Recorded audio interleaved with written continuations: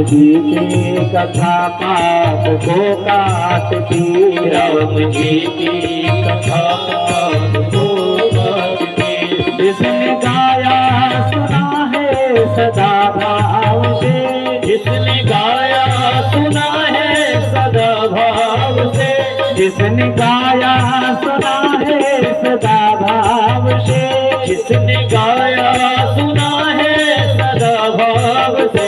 संत जग जाल से उसको है तार की, संत जग जाल से उनको है तार की, प्रेम को बांटती, प्रेम को छांटती, प्रेम को बांटती, प्रेम को छांटती। राम जी की कथा पाप को काटती, राम जी की कथा पाप को राम जी की जो कथा है ये पाप को काटती है। जब आपका पाप कट जाएगा तो कृष्ण अवतार में चलेंगे। भागवत में आया है 2 ही अध्यायों में भगवान राम की कथा है, लेकिन है क्यों? क्योंकि बिना राम की कथा, और राम की कथा में प्रवेश करने से पहले शिव की कथा सुननी पड़ती है।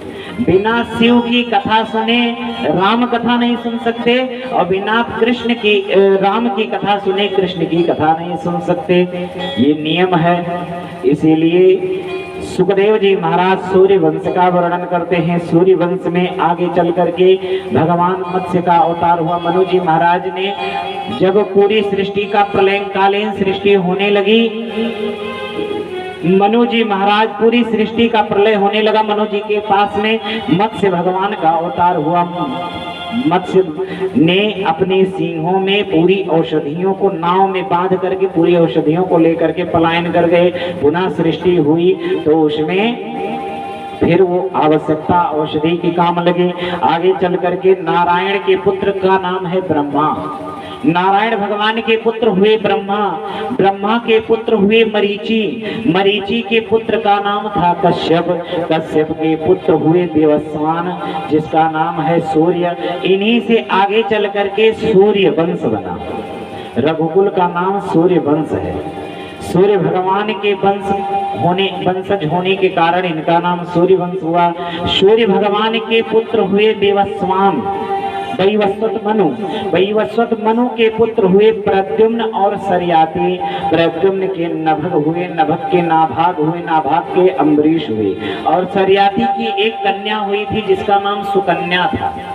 अब सुकन्या जो है एक बार ऐसे खेलते खेलते चली गई और गए थे सब जंगल में शिकार करने, तो ये भी साथ में गई थी। तो अपने सखियों के संग ये खेलते खेलते चली गई। तब तक च्यवन ऋषि बैठ करके तपस्या कर रहे थे। पूरे शरीर में उनके दीमक लगा था।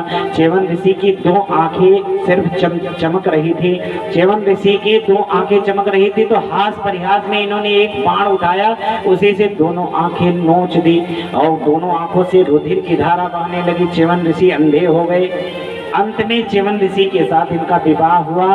फिर अश्विनी कुमारों के द्वारा च्यवन ऋषि ठीक हुए, नवयुवक हो गए। आगे चल करके च्यवन ऋषि के द्वारा सुकन्या का वंश चला और प्रद्युम्न के पुत्र नभग हुए, नभग के पुत्र नाभाग हुए, नाभाग के पुत्र का नाम था अम्बरीश। अम्बरीश जी महाराज भगवान के परम भक्त थे। एक छत्र पूरे भूमंडल पर शासन करते थे। बहुत स्वयं भगवान की सेवा स्वयं करते थे। अगर अम्बरीश जी महाराज चाहते तो किसी राजा को आदेश देते, किसी नौकर को आदेश देते, अधिकारी को आदेश देते, वो उनके सेवा में लग जाता। लेकिन वो अपनी सेवा भी नहीं कराते थे किसी से, और ना अपने राज्य की व्यवस्था तो वो छोड़ ही चुके थे। 8 याम 24 घंटा भगवान में ही लीन थे। इसके कारण उनकी रानियां भी उनसे नाराज रहती थी और इतना भगवान की सेवा करते थे। एक दिन क्या हुआ, चक्की पीस करके आटा निकाल रहे थे, चक्की से आटा पीस रहे थे और इतने गर्मी से लथपथ हो गए कि भगवान को रहा नहीं गया। भगवान नारायण स्वयं आकर के पीछे से पंखा झलने लगे। ये पीछे मुड़ के देखे, इसी सुगंधित सुगंधित हवा, ठंडी ठंडी हवा कहाँ से आ रही है। पीछे मुड़ के देखे तो सामने देखते हैं तो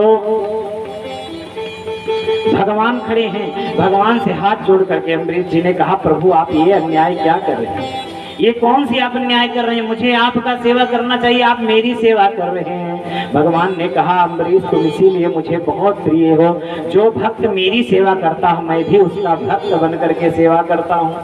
अम्बरीश जी महाराज को भगवान ने पंखा झला, अम्बरीश जी को भगवान ने अपना चक्र सुदर्शन सौंप दिया, आज से तेरे राज्य की सुरक्षा मेरा चक्र सुदर्शन करेगा। इसी में कहानी आती है, एक दिन अम्बरीश जी महाराज एकादशी का व्रत थे, एकादशी का निर्जला व्रत थे, दूसरे दिन द्वादशी पड़ी, सामने से दुर्वासा जी आए अपने 12,000 शिष्यों के संग।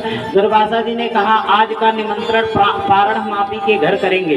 अम्बरीश जी ने कहा ठीक है भगवान, मेरा धन्य भाग्य है जो आप मेरे घर पधारे और मेरे घर आप पारण करेंगे।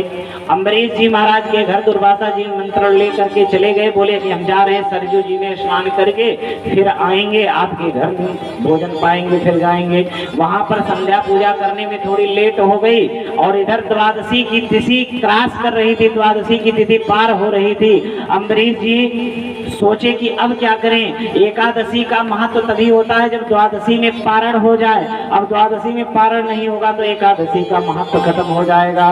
तो अम्बरीश जी महाराज ने ब्राह्मणों से पूछा कि मैं क्या करूं। ब्राह्मणों ने कहा कि ऐसा है महाराज, भगवान के चरणामृत का अगर पान कर लिया जाए तो भगवान के चरणामृत पान करने से पारण भी आपका हो जाएगा और आप जो निमंत्रण दिए हैं वो निमंत्रण भी बच जाएगा। तो भगवान के चरणामृत को पान कर लिए। ये बात दुर्वासा जी को पता चल गई। दुर्वासा जी ने कहा मैं इसे छोड़ूंगा नहीं, इतना मूर्ख है, मुझे निमंत्रण दे करके और स्वयं पा लिया। दुर्वासा जी ने कृत्या नाम की राक्षसी उत्पन्न की और आदेश दिया जाओ अम्बरीश को खा जाओ। कृत्या आई अम्बरीश को खाने के लिए, तो जिसके रक्षक भगवान स्वयं सुदर्शन रखे हैं उसे कौन मार सकता है। सुदर्शन आकर के नाचने लगा, कृत्या को भस्म कर दिया, कृत्या का मृत्यु हो गया। अम्बरीश जी के पीछे लग गई, अम्बरीश जी भागे भागे ब्रह्मलोक गए। ब्रह्मा जी से बोले मेरी रक्षा करो, ब्रह्मा जी बोले हम किससे, बोले कि सुदर्शन से, बोले मैं नहीं रक्षा कर सकता, जाओ तुम दूसरी जगह जाओ। गए रुद्र भगवान के पास, शिव जी ने कहा किससे रक्षा करनी, बोले सुदर्शन से, बोले मेरे पास भी नहीं, यहाँ से जाओ जल्दी से। नारायण भगवान के पास पहुंचे, नारायण ने कहा मैं भी नहीं रक्षा कर सकता हूँ। नारायण भगवान ने भी रक्षा नहीं किया। अंत में भगवान नारायण ने कहा कि जिसका तुम अपमान किए हो उसी के शरण में जाओ, अगर उससे तुम क्षमा मांगोगे, अगर वो क्षमा कर दिया तभी तुम्हारी रक्षा होगी। चक्र सुदर्शन तब तक नहीं शांत हुआ। दुर्वासा जी आए, अम्बरीश जी के चरण में गिरे, अम्बरीश जी क्षमा कर दिए। अम्बरीश जी बोले महाराज ऐसा मत करे। 1 वर्ष दुर्वासा जी भटकते रहे, किसी ने नहीं रक्षा किया। जो भगवान के भक्त का अपराध करता है उसकी रक्षा कोई नहीं सृष्टि में करता है, भक्त ही रक्षा करता है। भक्त ने रक्षा किया। अम्बरीश जी महाराज के ही वंश में आगे चल करके मानधाता हुए, मानधाता के पुत्र मुचकुंद हुए, मुचकुंद के पुत्र शंको हुए, त्रिशंको के हरिश्चंद्र आदि कई पुत्र हुए। हरिश्चंद्र जी महाराज राजा हुए। इसी वंश में आगे चल करके बाहुक हुए। बाहुक की पत्नी का नाम यज्ञ, बाहुक की पत्नी के कोई पुत्र नहीं हो रहा था तो इन्होंने यज्ञ कराया। यज्ञ से चरु खिलाने से चरु हुआ। यज्ञ जो है, यज्ञ का चरु एक रानी को जिसको सबसे ज्यादा मानते थे उसे खिलाने जा रहे थे, तो एक रानियों में बड़ी ईर्षा थी, रानी जहर मिला करके खिला दी। तो पैदा तो हुआ बच्चा लेकिन जहर के साथ में पैदा हुआ, घर को लिए पैदा हुआ, इसीलिए नाम उस बालक का पड़ गया सगर। सगर जी महाराज के 60,000 पुत्र हुए। 60,000 पुत्रों में से सभी चले गए, कपिल भगवान का अपमान कर दिए, जिसके कारण कपिल के अपमान करने के कारण भस्म हो गए। वो भस्म हो करके राख हो गए। उनके उद्धार के लिए 3-3 पीढ़ियां लग गईं। भगीरथ जी महाराज जाकर के गंगा को लाए, गंगा के द्वारा उनका उद्धार हुआ। इसी वंश में आगे चल करके महाराज खटवांग हुए। खटवांग के दीर्घबाहु हुए। दीर्घबाहु के पुत्र का नाम था रघु। रघु के नाम से ही इस सूर्यवंश का नाम रघुवंश हुआ। अब रघुवंश में आगे चल करके रघुवंश में अज महाराज हुए। अज महाराज के पुत्र का नाम था दशरथ। दशरथ की कोई संतान नहीं थी। बहुत इन्होंने उपाय किया, बहुत इनके अंदर ग्लानि हुई। दशरथ जी महाराज की कोई संतान नहीं था। एक दिन तो इतने कष्ट में हो गए। एक दिन गए देवराज इंद्र के यहाँ। जब देवराज इंद्र की गद्दी से उतर करके जाने लगे तो देवराज इंद्र ने अपने सेवकों को बुला करके गद्दी धुलवा डाली। इसको जब मुड़ करके ये देखे, मुकुट लाने गए और देखे कि मेरे जाते ही देवराज इंद्र ने निर्वंश होने के कारण गद्दी तक धुलवा डाली, तब इनको बड़ी ग्लानि हुई। और आज ये अपनी ग्लानि को रोक नहीं पाए और ऐसी ग्लानि हुई कि छोड़ करके घर को चले गए गुरु के पास।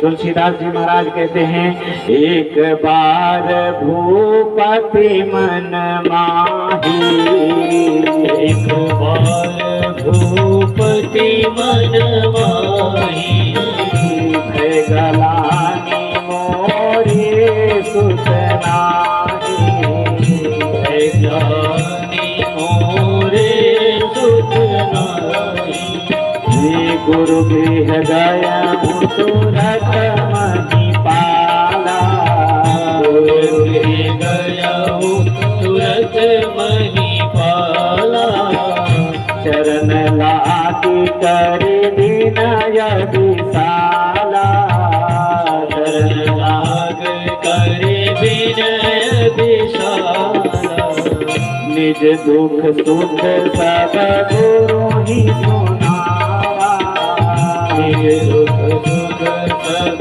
गुरु सुनावा, कही वशिष्ठ बहु विधि समझावा, कही वशिष्ठ बहु विधि समझावा। वशिष्ठ जी ने कहा, परेशान मत होइए, धरहूँ धीर हुई है ही सुतचारी। चौथा पन आया है इसीलिए चार चार पुत्र होंगे। धरहूँ धीर हुई सुतचारी, त्रिभुवन महिमा विदित तुम्हारी। चिंता मत करो, तुम चौथे पन में आए हो मेरे पास। पहले आते तो पहले भी होते, लेकिन आज ही होना था इसीलिए आए। तो आए हो तो मैं आशीर्वाद देता हूँ, चार चार पुत्र होंगे। और भगवान गुरुदेव का जहाँ आशीर्वाद होता है, गुरु मेहरबान तो चेला पहलवान। जब गुरु की कृपा होती है तो क्या नहीं होता। गुरु का आशीर्वाद हुआ, गुरु गए श्रृंगी ऋषि को बुलवाए। श्रृंगी ऋषि ही वशिष्ठ बोला, श्रृंगी ऋषि वशिष्ठ बोलावा, पुत्र काम शुभ यज्ञ करावा, पुत्र काम शुभ यज्ञ करावा। श्रृंगी ऋषि को गुरु वशिष्ठ ने बुलवाया और पुत्र कामेष्टि मखौड़ा की भूमि में मनोरमा नदी के पावन तट पर पुत्र कामेष्टि पावन यज्ञ हुआ। और उस यज्ञ से अग्नि देवता स्वयं हाथ में चरो लेकर प्रकट हुए, खिलाए, दिए कि रानियों में विभाजित कर दो। रानियों को विभाजित किए, रानियां खाई, सब गर्भवती हुई। और इधर पृथ्वी, जब जब धर्म पे हानि होती है पृथ्वी कांप उठती है। गौ हत्या होती है, ब्राह्मणों की हत्या होती है, ब्राह्मणों की सम्मान समाप्त हो जाता है। साधु संतों की हत्या होती है, साधु संतों के सम्मान के साथ खिलवाड़ होता है। उस समय भगवान का अवतार होता है। जब जब हो धर्म भयहानि, जब जब होई धर्म कल्याणी, बाढ़िया सोरय अभिमानी, बढ़िया सोर अधम अभिमानी, मानहि मातु पिता नहीं देवा, नहीं मातु पिता नहीं देवा, साधु सन करवा वही सेवा, साधु सन करवा वही सेवा, जिनके यहाँ चरण भवानी, जिनके यहाँ चरण भवानी, ते जाने मुनि फिकर सब प्राणी,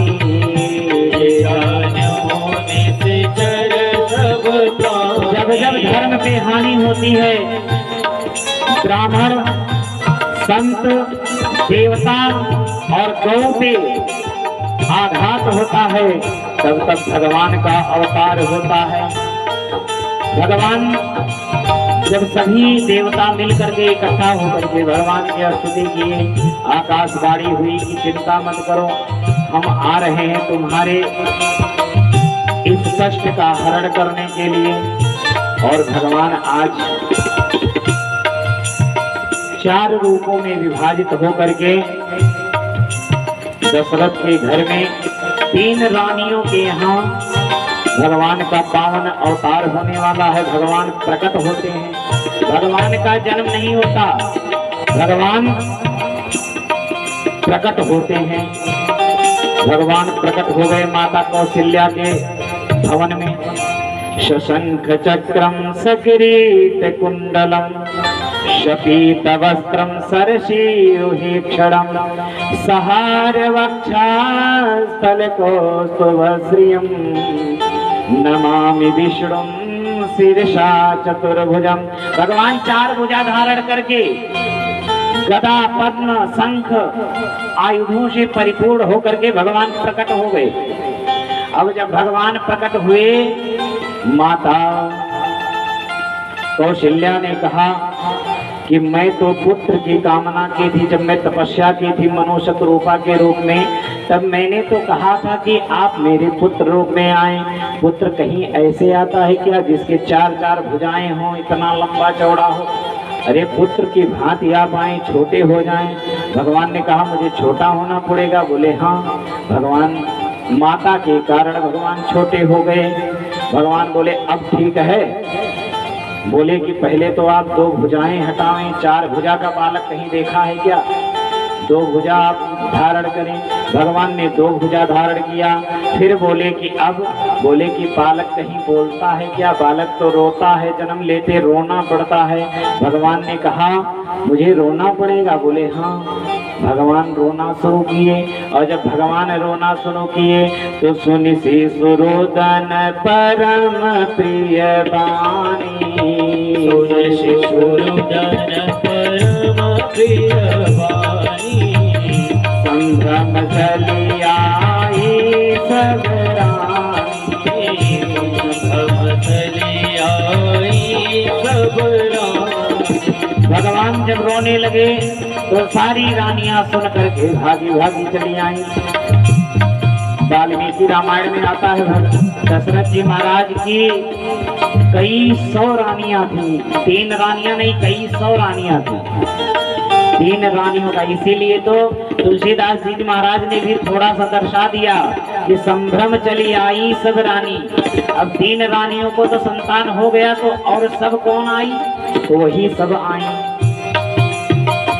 सारी रानियां भागी भागी आई। पुत्र जन्म सुन करके दशरथ जी महाराज इतने आह्लादित हो गए, इतने आनंदित हो गए, और सारी अयोध्या नगरी में उत्सव मनने लगा। सारी अयोध्या नगरी में उत्सव मनने लगा। सभी गाने वाले, बजाने वाले सब इकट्ठा होकर के आए और भगवान का पावन उत्सव मन रहा है। आइए एक भजन के माध्यम से राम जन्मोत्सव मनाते हैं, फिर शीघ्र हम कृष्ण के जन्मोत्सव के दर्शन प्रगट कृपाला दीन दयाला कौशल्या हर्षित महतारी मुनि मनहारी अद्भुत रूप विचारी लोचन अभिरामा तनु घनश्यामा निज आयुध भुजचारी भूषण वनमाला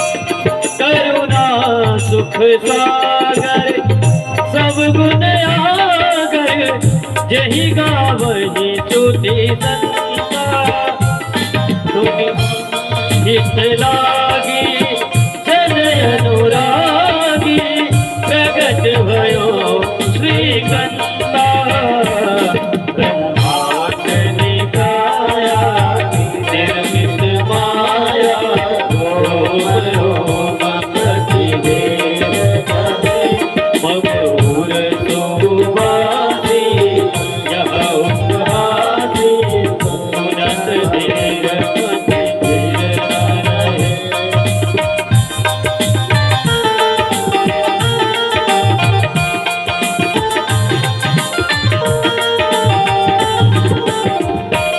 उपजा जब ज्ञाना प्रभु मुस्काना चरित बहुत विधि कीर चहे कही कथा सुहाई माधु बुझाई जही प्रकार सुध प्रेम लहे माता पुनि बोली सुमति डोली अजहु तात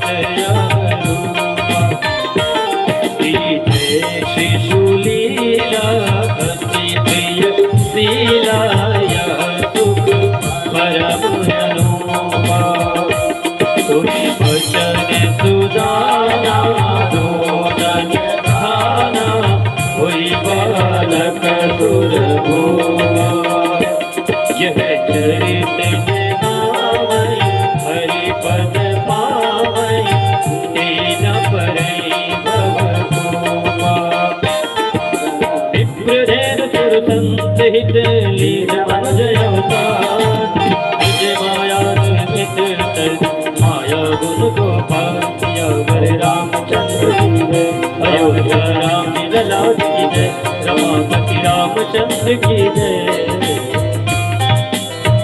बोलिए राम जी भगवान की जय हो श्री लखन लाल की जय हो श्री भरत लाल की जय हो श्री शत्रुघ्न लाल की जय हो। चारों भैया का जन्म हुआ, उनका नामकरण संस्कार हुआ, धीरे धीरे बड़े हुए, पढ़ने चले गए गुरुकुल में पढ़ करके आए। सुखदेव जी महाराज तो एक ही श्लोकों में भगवान के पूरे चरित्रों का वर्णन करते हैं। विश्वामित्राध्वरी नामारी चाध्या निशाचराः पश्यतो लक्ष्मणै सैव हता नैऋत्य पुंगवः।